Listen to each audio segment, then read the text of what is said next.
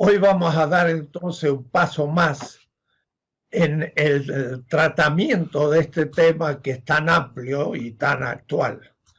El virus y el sistema alimentario. Hemos hablado del sistema de la salud, por ejemplo. Este es otro sistema y van a ver ustedes a qué punto ligados. La tesis inicial fue de que el primer principio ético es la afirmación de la vida. Y por desgracia, en la mayoría de las actividades de nuestra sociedad, se afirma como principio rector el aumento de la tasa de ganancia. Es decir, se invierte el dinero para tener un porcentaje de ganancia y si lo logro, pues esto es racional y eficaz. Si perdiera dinero es irracional. El tema de la vida es irrelevante y no se considera. Queda en un segundo plano. Pero el virus ahora nos está mostrando la importancia de la vida. Porque si muere el director del Banco de Santander, pues el banco queda en el aire y como dicen la sabiduría popular, nadie se lleva el dinero en su tumba. Eso significa que la vida es la condición de posibilidad de todo lo demás. Pero la vida es un sistema entrópico. Entrópico significa que va degradando o consumiendo la energía y la materia. Yo me levanto a la mañana muy contento, feliz, y empiezo a trabajar, pero a la noche estoy agotado, he gastado energía, he gastado materia, y debo reponer lo que la vida misma entrópicamente gasta para poder reproducir esa vida. Y entonces a eso le llamamos justamente un sistema que es simplemente el comer. Y el comer, ya enseguida meditaré un poco, es de nuevo un principio ético, pero verán cómo. Hasta ahora hemos visto que, por ejemplo, el neoliberalismo, al ocuparse de la privatización del sistema de la salud, ha dejado desguarecido la salud pública y de ahí que, por ejemplo, en Estados Unidos, un país el más adelantado se dice, pues han superado ahora los 100.000 muertos porque el sistema de la salud, pues no estaba suficientemente capacitado para resistir esta pandemia. Y de ahí entonces que hemos visto la contradicción de un sistema que simplemente piensa en el aumento de la tasa de ganancia, pero no piensa en la vida de los ciudadanos y por supuesto de los obreros. Y ahora los obreros están en sus casas para cuidar de su vida y toda la economía está parada. Quiere decir que la economía dependía que hubiera obreros vivientes que son los que permiten lograr el aumento de la tasa de ganancia sobre el que está apoyado todo el sistema. De tal manera que el ser humano necesita reponer materia y energía. Y como dije, come. Pero miren qué interesante. En el libro de las pirámides de Egipto, el juicio final es un mito, pero le dice al faraón o al muerto, como criterio ético, ¿qué has hecho de bueno en tu vida para resucitarlo? Y entonces el muerto dice, di de comer al hambriento, antes que todo. No dice, adoré a los dioses y fui bueno con la gente. di de comer. Es un criterio ético fundamental, el primero de todos. Y entonces esto nos indica que el comer es la condición de posibilidad de todo lo que el ser humano hace y de todos los otros sistemas. Por supuesto, del sistema de la salud, porque el sistema de la salud trata la enfermedad, pero trata sobre todo el poder curar a un enfermo, el cual debe comer para aún poder estar enfermo. Es decir, el tema del comer nos lleva al fondo de la ética y de la política. Afirmar la vida es el primer principio ético y también político. Y el dar de comer al hambriento es también el primer criterio. Miren, para tomar otro ejemplo, mucha gente dice que es cristiano, pues el fundador del cristianismo, en el juicio final, como en Egipto, dice: diste de comer al hambriento como primer criterio de bondad y de justicia. Entonces, hoy me gustaría que con una especialista sobre el tema veamos la relación entre el sistema alimentario y el sistema de la salud. Y no vaya a ser que el sistema alimentario sea la condición de posibilidad de la producción, no solo de alimentos, sino también de bacterias y virus que cada vez son más desarrollados y se vuelven más peligrosos. Uh-huh. Silvia nos va a dar justamente las razones de esto. Quiere decir, miren qué interesante, al comer yo, como un alimento que a su vez, al comerlo, me transfiere ciertas condiciones que exigen que anticuerpos reaccionen, pero esos alimentos a su vez producen, transmutando su propia patología o virus, cada vez más evolucionados, y vuelven a atacar al ser humano en un grado mayor.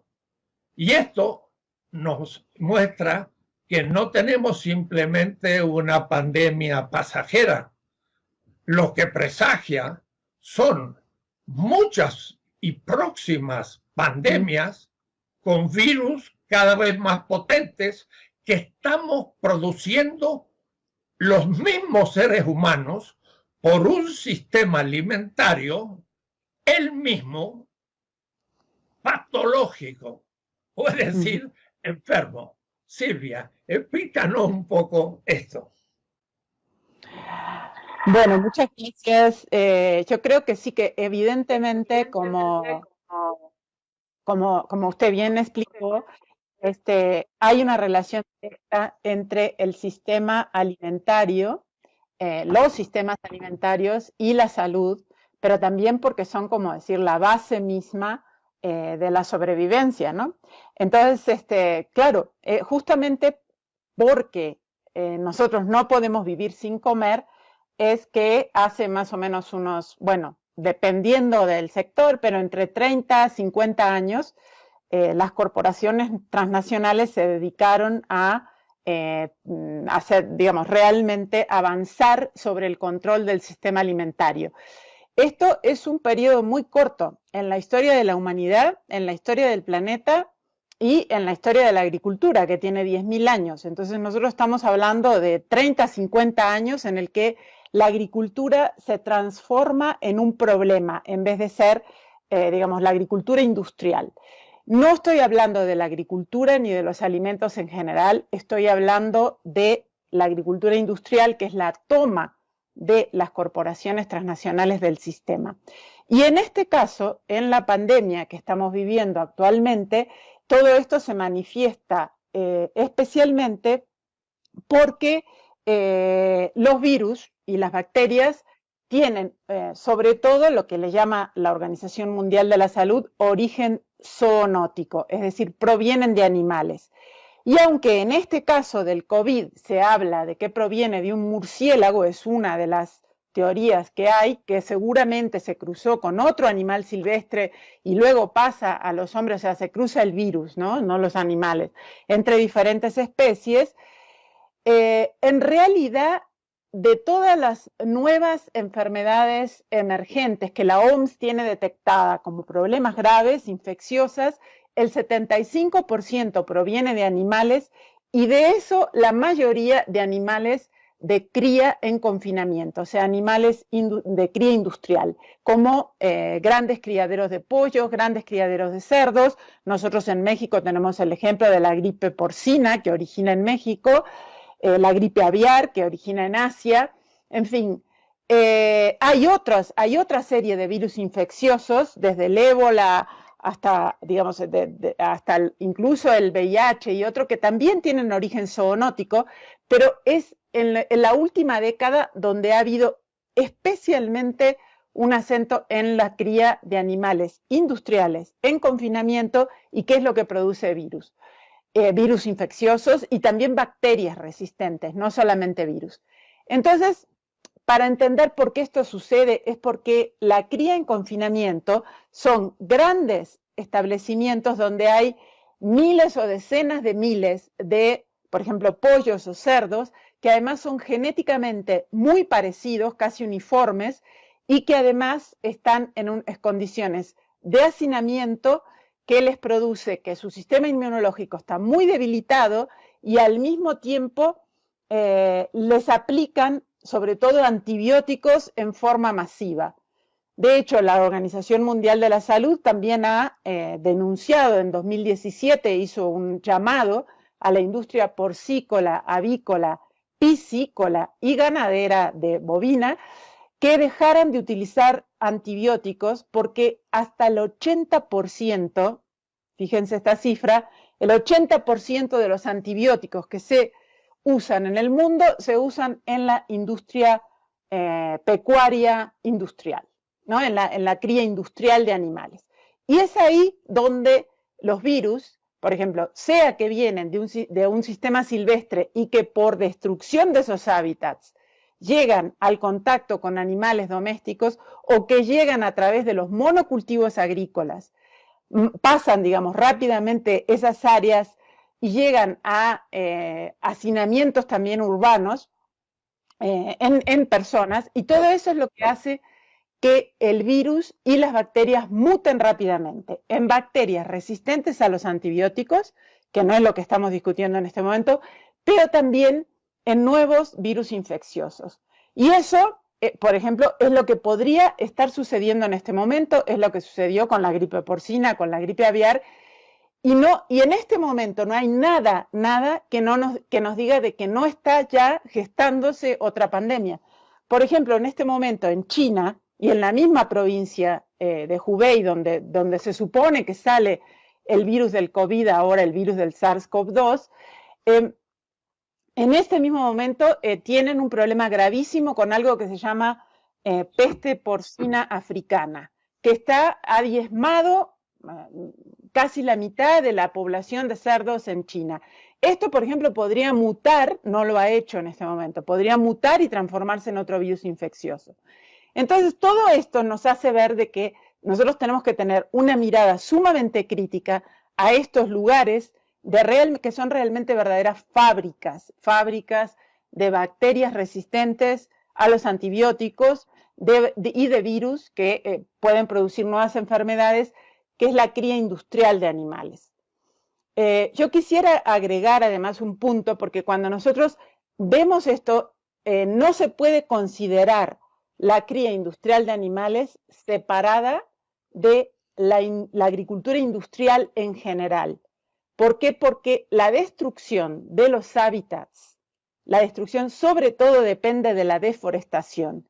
Y la deforestación, según la FAO, hasta el 80% se debe a la expansión de la frontera agrícola, o sea, a la plantación de enormes monocultivos, sea de cultivos o de árboles como la palma aceitera y otros, que es lo que destruye los hábitats. Entonces, sea por la expansión de la frontera agrícola, sea por la cría pecuaria, todo eso está relacionado.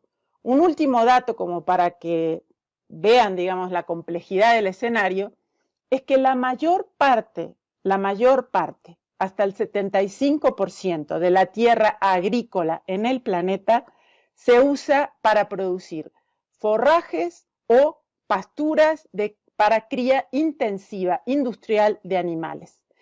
Y todo eso además no es lo que necesitamos para alimentarnos, ¿verdad?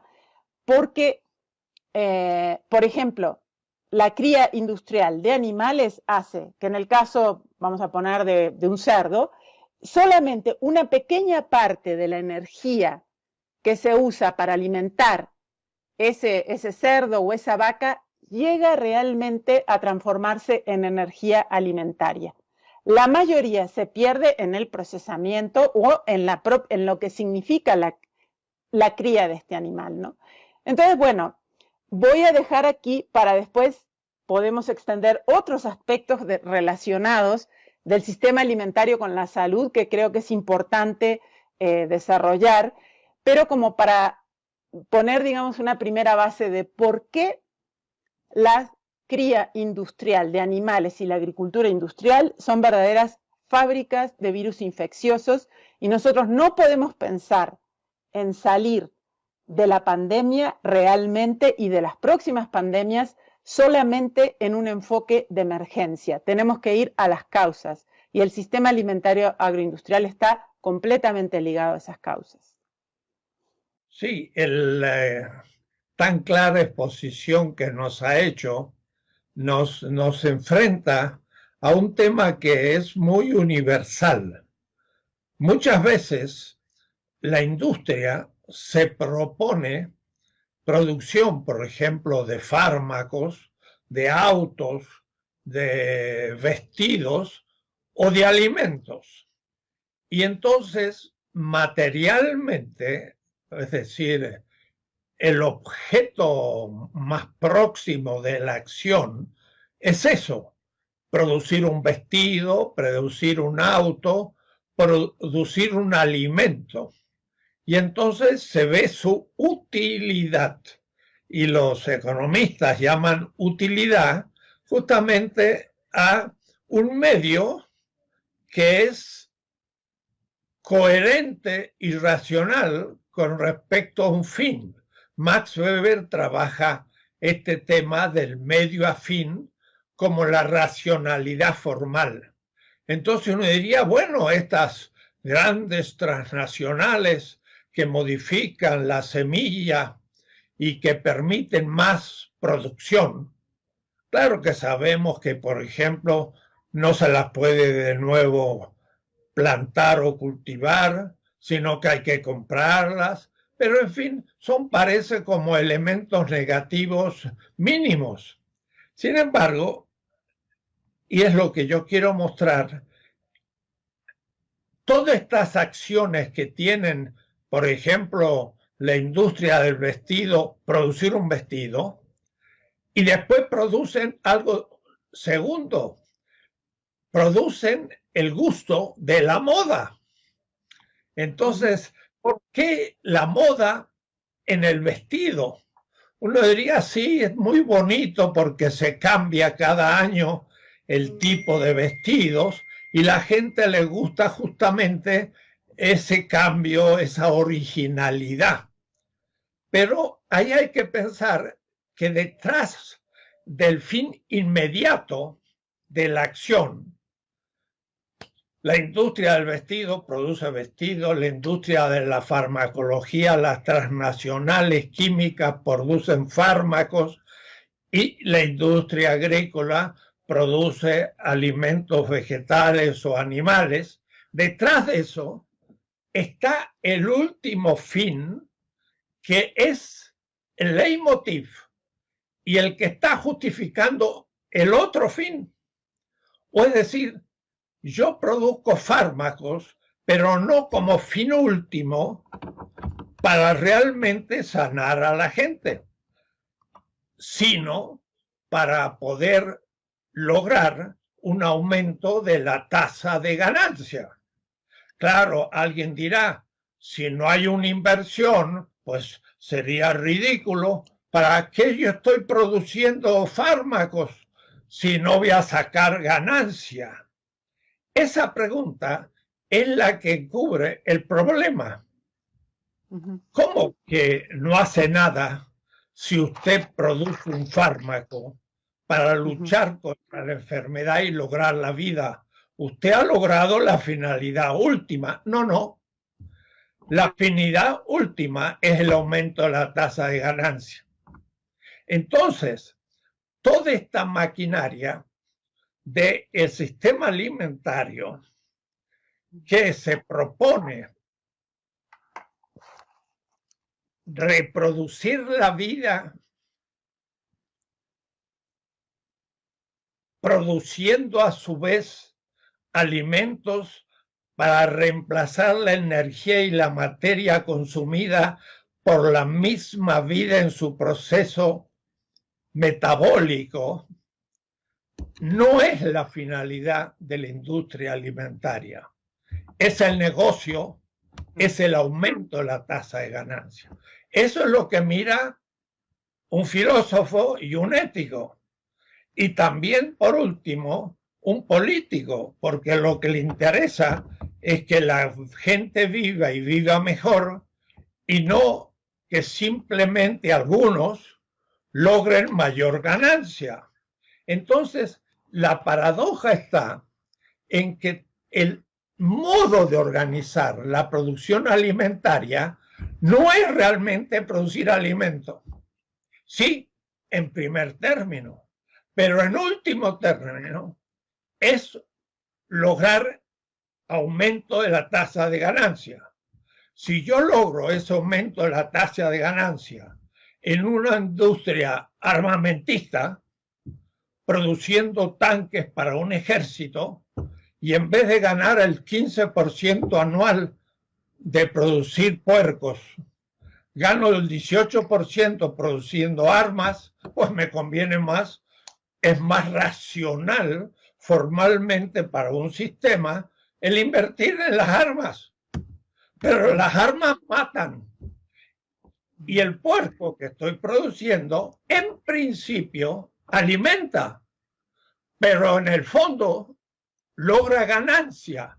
Y entonces aquí el problema, la industria alimentaria está atrapada en un sistema económico que desvirtúa la finalidad de la agricultura, dar de comer en primero y último término, sino que la agricultura da que comer en primer término, pero está supeditada a su fin último, la ganancia.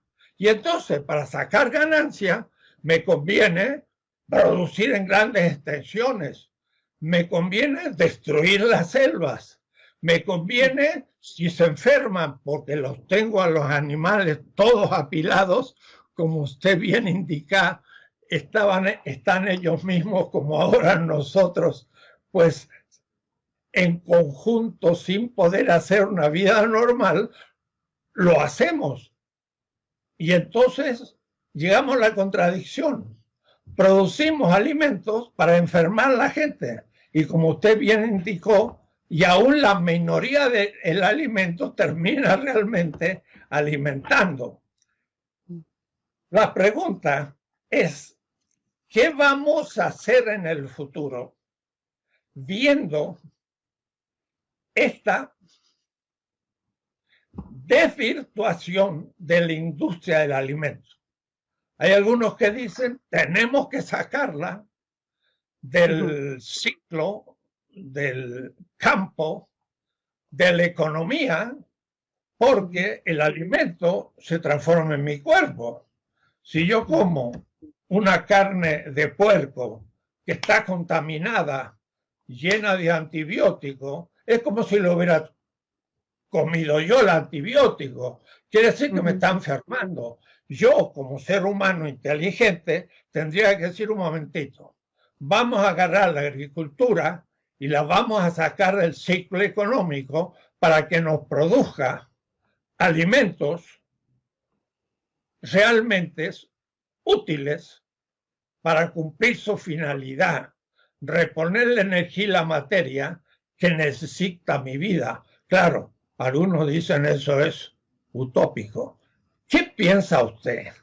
¿Cuál sería el futuro del sistema de la agricultura en una futura normalidad ya no regida por los principios de nuestra normalidad de los últimos 30 o 40 años? ¿Cómo lo podría pensar alguien que un poco soñara, pero que por otra parte se transformara en política de un Estado? Voy a tomar unos minutos nada más para enfatizar algunas cosas que usted ya dijo, pero que son extraordinariamente importantes, y es un tema fundamental, que es que la agricultura industrial, la que está en manos de las empresas y corporaciones, es un tipo de agricultura que no tiene que ver con la alimentación, tiene que ver con la ganancia. Eso es fundamental. Para poder hacerlo, para poder llevar esto adelante, han externalizado una serie de costos, o sea, que no se tienen en cuenta, y uno de ellos es el costo de la salud, por ejemplo, ¿no?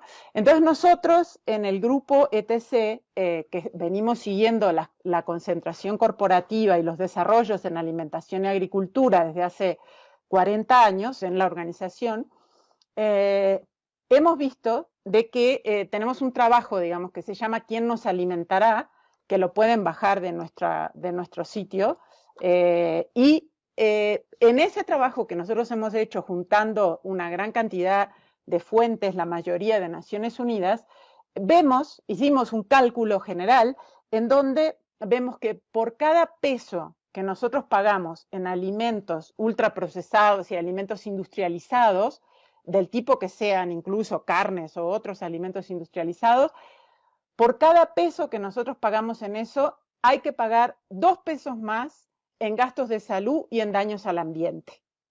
Esto es muchísimo, ¿eh?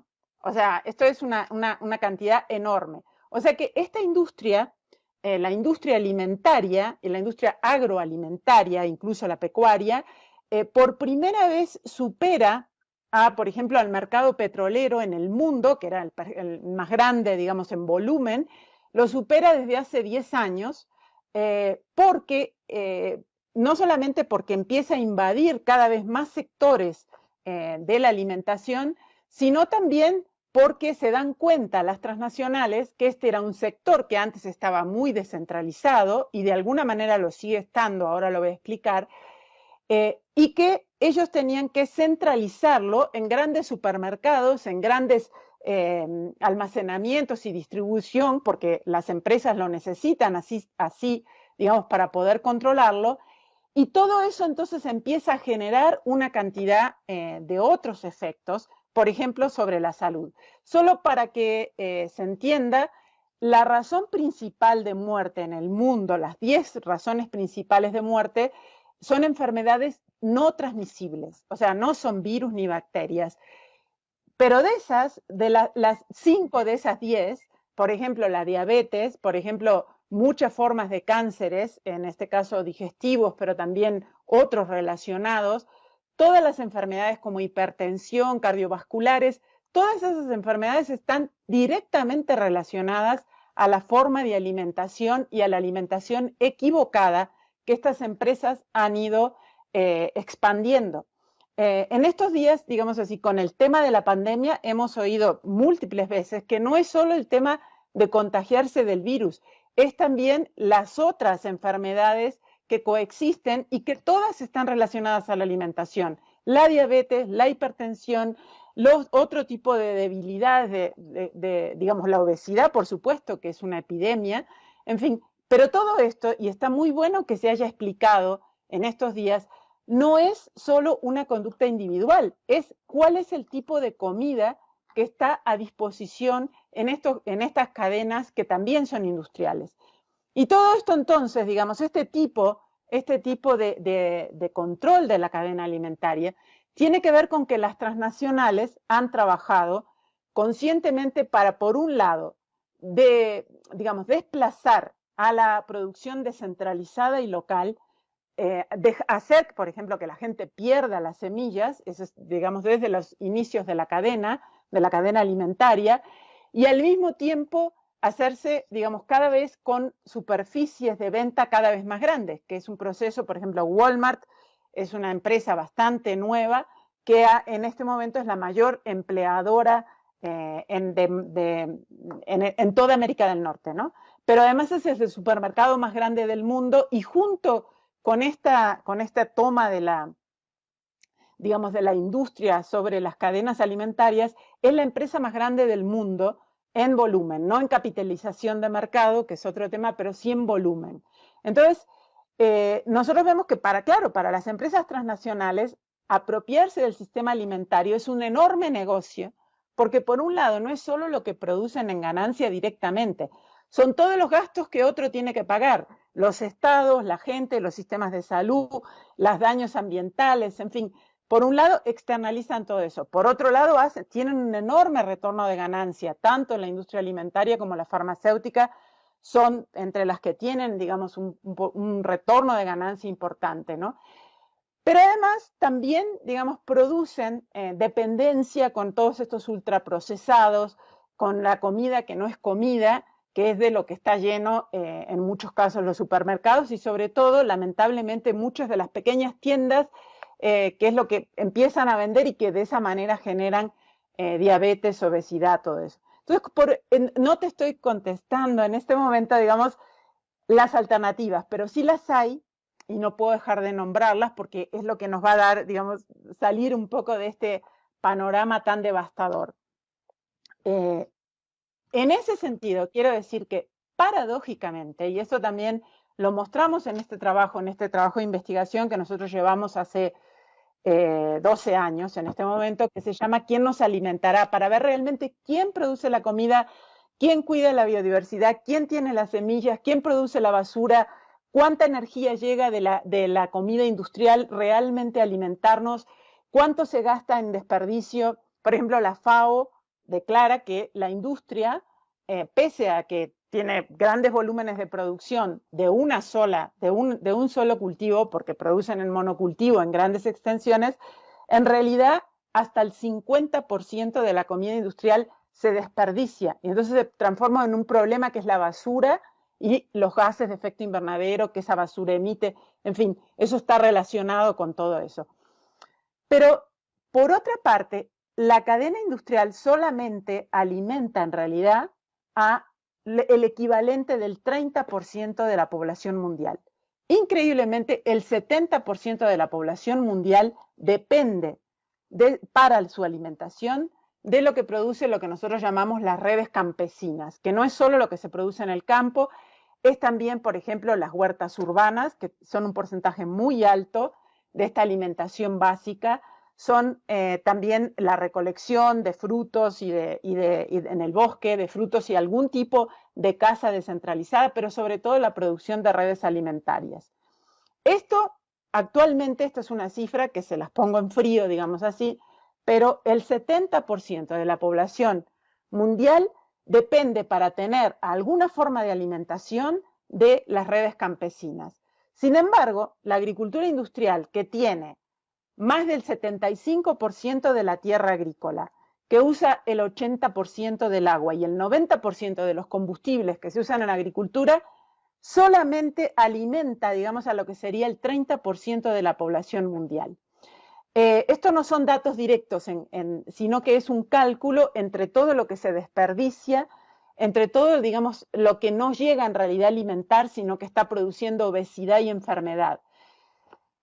Entonces, sí hay un enorme campo que es aumentar, digamos así, por un lado, los apoyos y el respaldo que requiere la producción de alimentos descentralizada, la producción de alimentos comunitaria, la producción de alimentos que en México además está muy difundida en comunidades, en ejidos. Eso es en todo el mundo, no es solo en México, pero en México también. Esto tiene que ser apoyado. Y por otro lado, frente a esta pandemia y frente a estos datos, hay un tema que es inevitable, que tiene que ser política no solo de Estado, sino que tiene que ser un tema internacional. No puede haber presencia de transnacionales en los sistemas que son vitales para la sobrevivencia, por ejemplo, como la alimentación, por ejemplo, como la salud. Tienen que ser sistemas libres de empresas que solamente están buscando el lucro y la ganancia y que incluso crean situaciones para favorecer su ganancia y no para cumplir con la necesidad que dicen que están cumpliendo.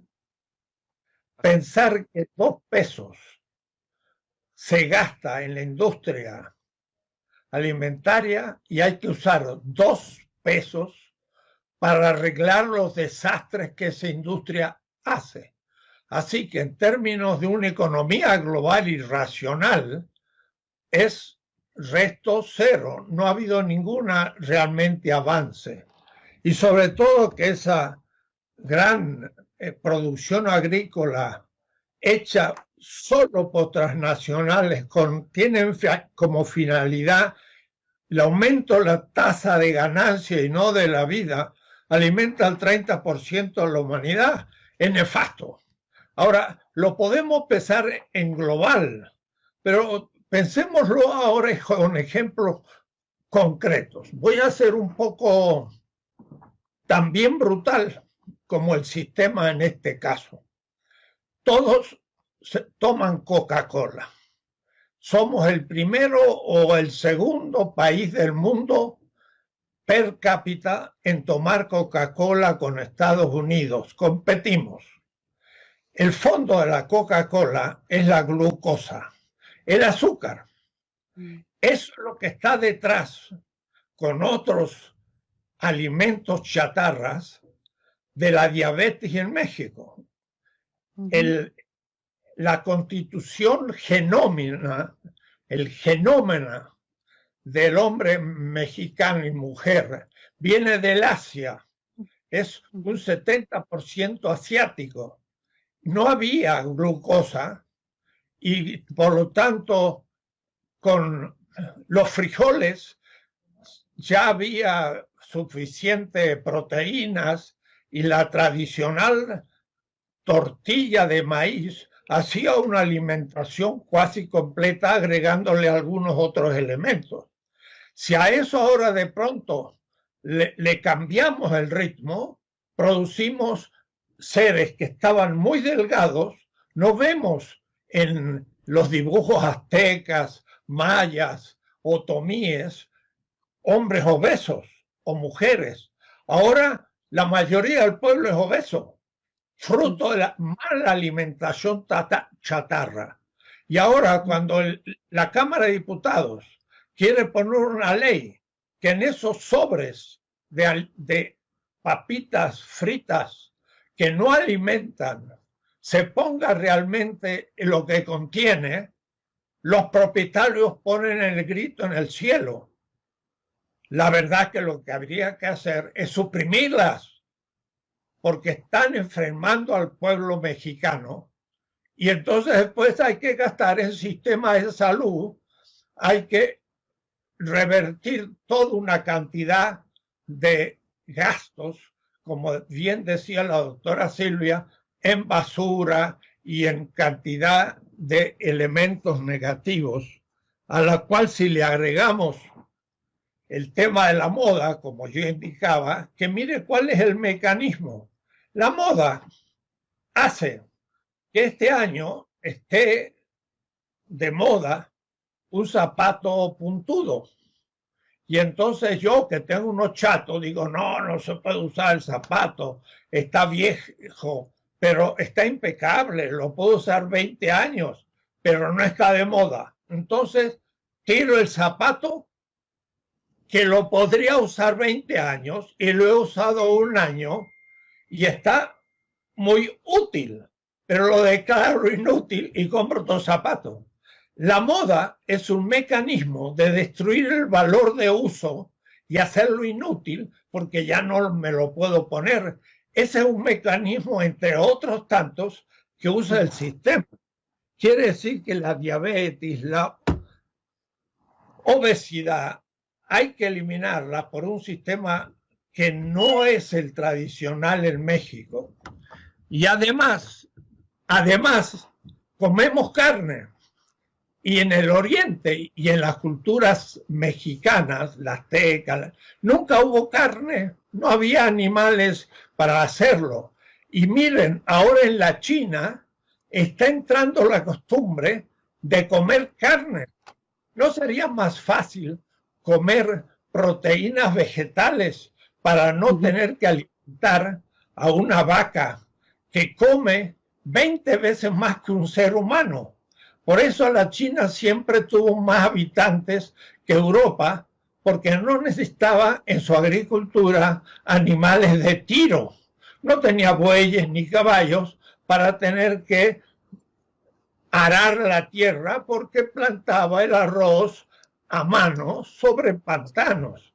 Entonces, realmente, como nos dice la doctora, hay que alentar y gastar en la producción popular del campo.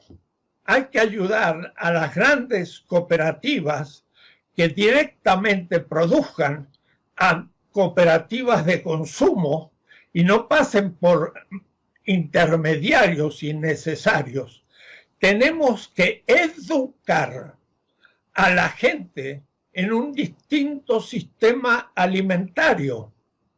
¿Por qué no introducir, entre otras cosas, en la enseñanza primaria y secundaria, cursos de alimentación donde la población sepa realmente alimentarse fuera del ciclo de estas compañías transnacionales que explotan el hambre, crean enfermedad a los fines de sacar ganancias y no de mejorar la vida? Aquí tenemos algo muy importante. Pero ¿qué pasa?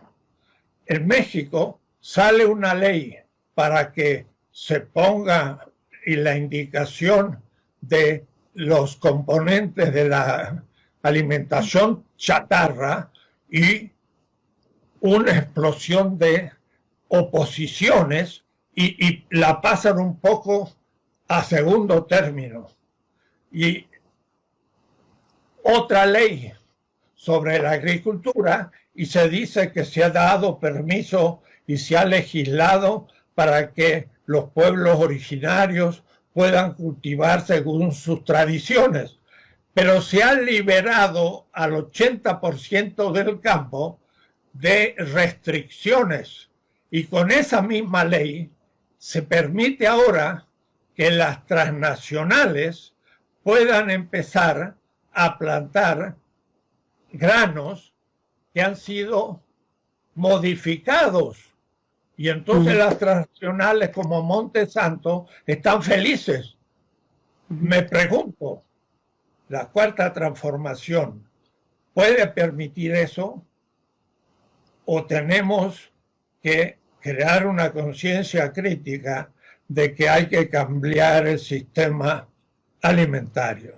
Bueno, yo creo que es fundamental, entender que México tiene un potencial enorme debido a sus poblaciones campesinas, indígenas, tradicionales, a que esto además se sigue manteniendo vivo también en las comunidades urbanas, ¿no? Hay una cantidad de relaciones que en realidad todo esto es lo que de verdad sostiene a este enorme y riquísimo culturalmente hablando y también en muchos recursos a este país, ¿no? Y también en la alimentación.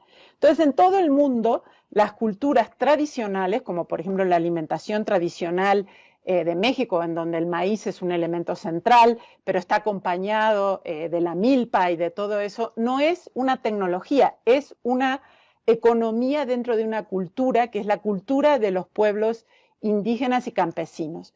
Entonces, nosotros ahí tenemos una cantidad enorme de claves de comida sana, de comida que no envenena, de comida sustentable, de comida que previene que haya bacterias resistentes y virus infecciosos, y si los hay, solo quedan en una parte porque está descentralizada, ¿no?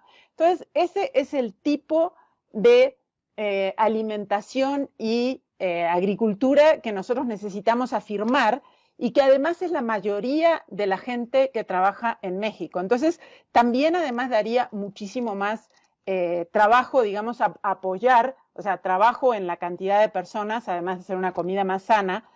Pero esto, justamente, a raíz de esas dos leyes que usted nombró, una de ellas, con respecto al etiquetado, por supuesto, es absolutamente cínico, digamos, que la industria se oponga al etiquetado.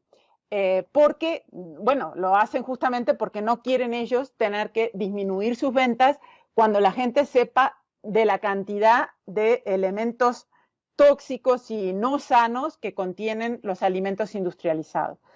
La otra, que es la ley que le llaman de fomento a la producción de maíz nativo, paradójicamente, tiene algunos elementos que hicieron que justamente la industria, el Consejo Nacional Agropecuario y la Asociación Mexicana de Semilleros, donde aunque se llama mexicana están Monsanto, Bayer, Syngenta, Corteva, que son las principales transnacionales de semillas y de transgénicos, al principio protestaban por esa ley, pero después salieron muy contentos con la versión final. Y eso nos hizo pensar, digamos, ¿y por qué? Es porque establece que todo este tipo de cultura y de alimentación está bien en ciertas áreas que las va a definir el Estado, en lugar de que sea desde las propias comunidades, desde las propias culturas, que sean las que tengan el respeto de sus derechos, incluso a sus formas de organización y de producción, y que sea desde ahí, a su autodeterminación, que puedan entrar en una relación general, digamos así, en donde participen más activamente porque sean apoyados tales como las comunidades los requieren y no como se les dice desde arriba, para este tipo de producción. Entonces, lo paradójico de esta ley es que al establecer zonas que se supone que es donde sí hay maíz nativo, dejan de facto, o sea, de hecho dejan todo el resto como que ahí no hay maíz nativo y entonces se puede entrar con plantaciones transgénicas o en lo que sea. No es que esto la ley lo permita, sino que lo establece y es a través de que las empresas sigan el curso que tienen que hacer para pedir estos permisos que lo logren hacer. Pero esta ley paradójicamente restringe a las comunidades en lugar de apoyarlas. Entonces, bueno, yo creo que las respuestas están, que es muy esperanzador lo que ya existe en México como alternativas totalmente viables de sistemas alimentarios descentralizados, diversos, basados en el conocimiento y la tradición milenaria riquísima que tiene este país y que además es posible apoyarlos y eso es lo que hay que apoyar, ¿no? Pero en las condiciones de las propias comunidades y pueblos indígenas. Como decía la doctora Silvia Ribeiro, uno se preocupa de que no se impida este tipo de cultivo de semillas modificadas genéticamente. Hay países en América Latina que simplemente se prohíbe y no veo por qué. No hay ninguna causa y habría que poner todo el esfuerzo en una agricultura libre justamente de ese tipo de producción de plantas y sobre todo de animales. El uso desmedido de antibióticos y otras fármacos para extirpar las enfermedades de los animales deben estar muy extremadamente restringidas, casi como acontece con los seres humanos cuando vamos a la farmacia. Tenemos que tener la receta de un médico para comprar un antibiótico, pero después comemos un pedazo de carne que tiene antibiótico. O es decir, ahí también tendría que haber un médico que permita inocular antibióticos si fuera necesario, pero esto debería prohibirse, porque entonces, si no, estamos de todas maneras enfermando a los seres humanos. Le toca al legislador, al político, personalmente digo, le toca a la cuarta transformación darse cuenta que la ecología al nivel del sistema alimentario en México hoy es defectuoso y estamos colaborando a legalizarlo, lo cual no es posible y hay que ejercer una responsable autocrítica de esa política. Sé que toca intereses enormes, pero la ética es la ética. Y cuando hablamos de ética y política, la ética no es solo no robar, no es solo luchar contra la corrupción, es también no enfermar a un pueblo como lo está haciendo una agricultura que, sanando de enfermedad a los animales, entrega una carne que enferma al ser humano. Una Coca-Cola que vende prácticamente glucosa que produce en México la diabetes. Uno de los países más infestados de diabetes es uno de los que más Coca-Cola toma. Y ahí hay que mostrar la relación Coca-Cola-diabetes. Y entonces hay que realmente restringir su venta. Sé que a algunos les parecerá una cosa desmesurada. Bueno, hay que empezar a usar la inteligencia para ver la relación del sistema alimentario y el sistema de la salud, porque uno está a su vez produciendo la enfermedad que el otro después tiene que remediar.